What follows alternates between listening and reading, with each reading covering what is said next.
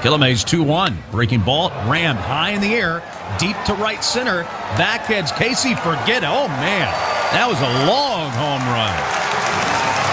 Park makes it 1-0 as Killamey gets hurt by the long ball immediately in the first inning tonight. And ninth home run allowed by Killamey in 7 starts. Wings had a good chance, though, in the second inning when Matson walked the first 2 batters of the inning, but then 2 pitches later, the inning was over. Donovan Casey grounded into a double play, and Andrew Stevenson lined out, and that was it. And in the bottom of the second inning, Indianapolis started to pull away. Jack Sawinski reached on a 2-base error by Nick Banks, dropping a fly ball to begin the inning. Mason Martin and Jared Oliva then walked to load the bases, and Josh Bissonette, a .209 batting average hitter, came up next. 2-1 on the way, swinging a line drive into center. Stevenson coming in, and it drops in front of him for a hit. Sawinski has scored. Martin stops at third base, and it is 2-0 Indianapolis on the bloop single to center from Bissonette. They scored another unearned run later in the inning on a Ji-Hwan Bae sac fly to go up 3-0. They added a run in the third on a sac fly from Oliva.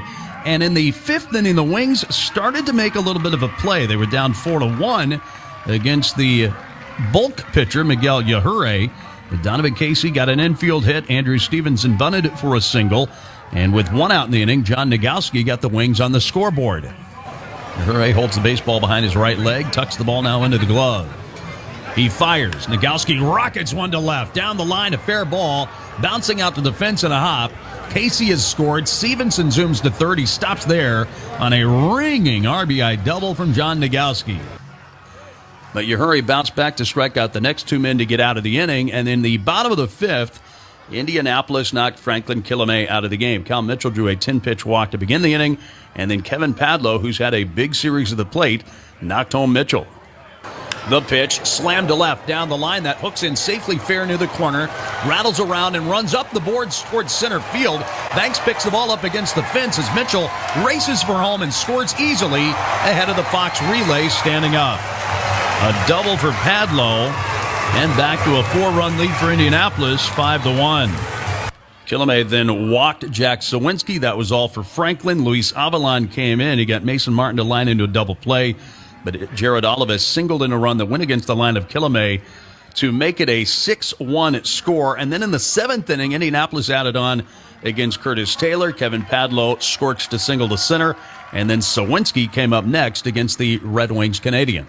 Taylor pitches, swinging a high fly ball deep to right. Forget it. Sawinski goes way out of here. 2-run homer for Sawinski, and it's 8-1 Indianapolis. They would add another run later in the inning to go up 9-1, and that is the final. The Wings giving up 14 last night, 9 runs tonight, the most runs allowed by the Wings in back-to-back games this season. Our Nissan Peak Performer for the Red Wings today will be John Nagowski, 1 for 4 with a walk and that run-scoring double in the 5th. He's our Peak Performer. Tonight's Nissan Peak Performer presented by your local Nissan dealers.